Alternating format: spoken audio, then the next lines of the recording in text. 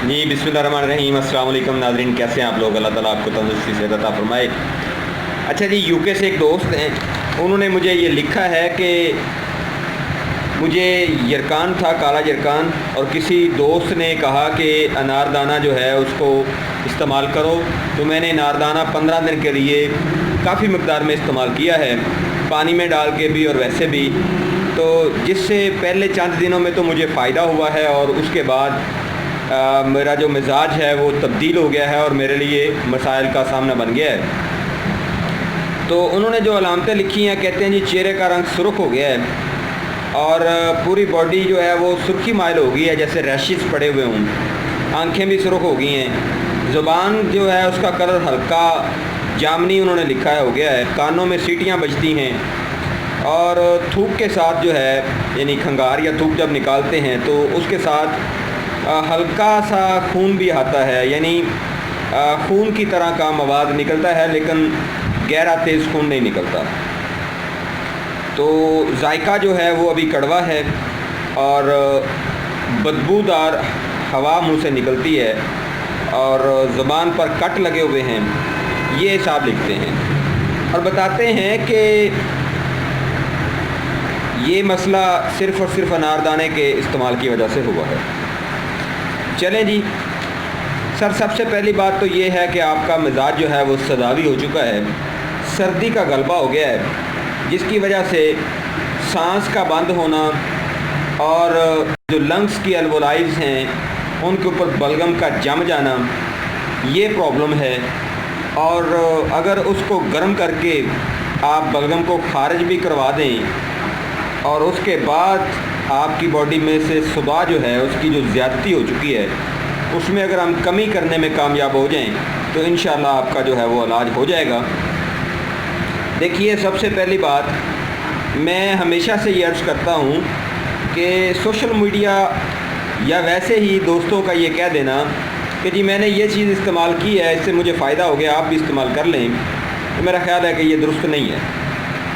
देखिए, अनारदाना का इस्तेमाल सफरावी मिजाज वाले लोगों के लिए बेहतर है, क्योंकि अनारदाना का जो मिजाज है वो सर्द तर है और सफरावी मिजाज वाले बंदे का जो मिजाज या टेम्परामेंट होता है वो गर्म खुश्क होता है। तो ये तिब्ब यूनानी के अंदर बेहतरीन इलाज था अगर आपको सफरा बड़ा होता।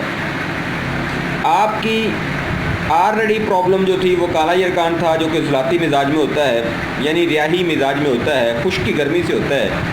तो आपने वहाँ पे करना ये था कि तर गर्म चीज़ों का इस्तेमाल करना था और तर सर्द चीज़ों का इस्तेमाल करना था, वो भी बैलेंस में रह के।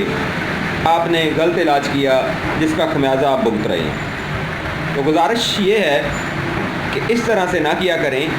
पहले अपनी मर्ज़ को डायग्नोस करवाया करें, किसी करीबी मालिक से मिला करें और फिर अपना इलाज किया करें। तो तिब्ब यूनानी, तिब्ब इस्लामी से बढ़कर एलोपैथिक भी नहीं हो सकता इंशाअल्लाह अज़ीज़। आपकी खुराक ही आपको बेहतर करती है। तो अब आते हैं जी कि साहब ने करना क्या है।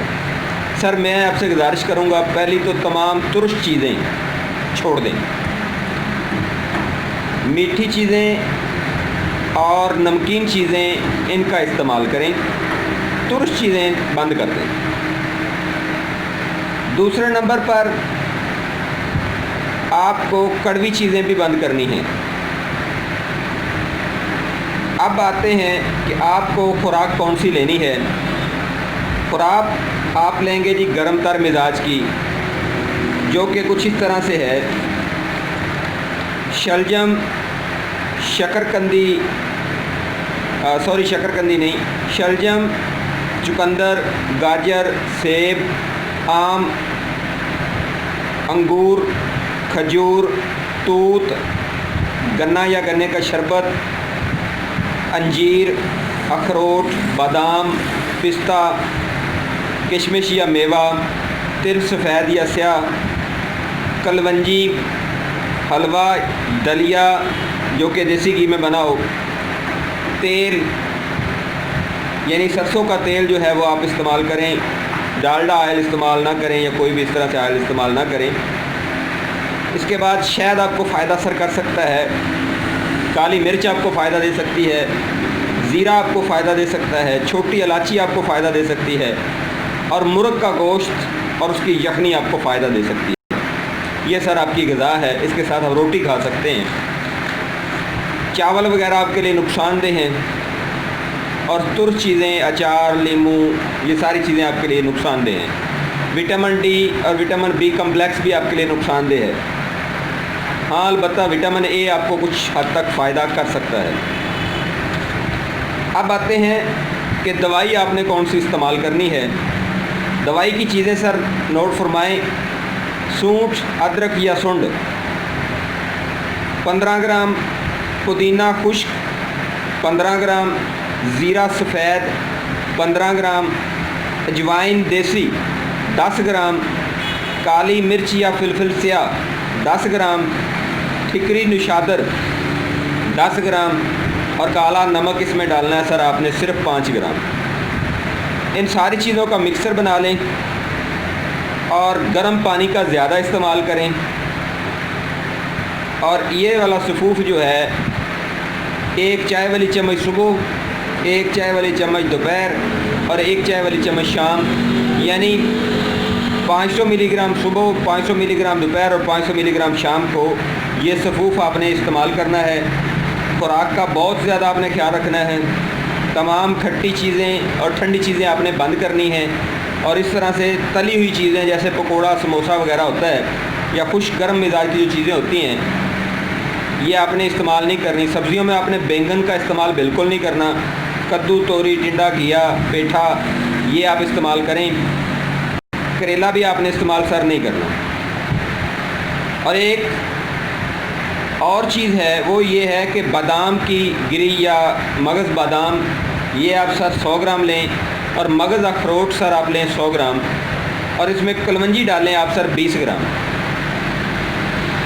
इसमें 20 ग्राम सौंफ और 10 ग्राम दाना इलायची खुर्द, और इसमें तकरीबन 20 ग्राम आप गुलाब की पत्तियाँ ये डाल लें। इसका मिक्सचर बना लें।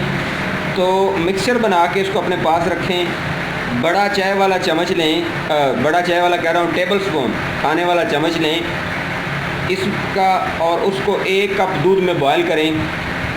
दूध में बॉयल करके वो दूध आप ले लें दिन में 2 दफ़ा। तो मेरा ख्याल है कि 3 दिन सिर्फ लगेंगे, और आपकी जो अलामात आपने बताई हैं वो इंशाल्लाह ठीक हो जाएंगी। और सर आपको यूके में डॉक्टर काम नहीं कर रहे ना, तो इसका मतलब ये है कि अल्लाह तबारक व तआला ने तिब्बे यूनान को अरूज देना है इंशाअल्लाह। और इंशाअल्लाह मेरी ये कोशिश है, मेरी ये ख्वाहिश है कि आप जल्द अज जल्द तंदुरुस्त हों, और इस चैनल को प्रमोट करें, लोगों को इनवाइट करें, वीडियोस को शेयर करें, ताकि ज़्यादा से ज़्यादा लोग, मुझे पता है कि मुझे प्यार करने वाले पूरी दुनिया में बैठे हुए हैं, तो वो फ़ायदा हासिल कर सकें और एलोपैथी मेडिसिन या एलोपैथी साइंस से अपनी जान छुड़वा सकें। फ़ीमान अल्लाह, अल्लाह हाफ़िज़। अपना बहुत सारा ख्याल रखिएगा। अस्सलामु अलैकुम वरहमतुल्लाह।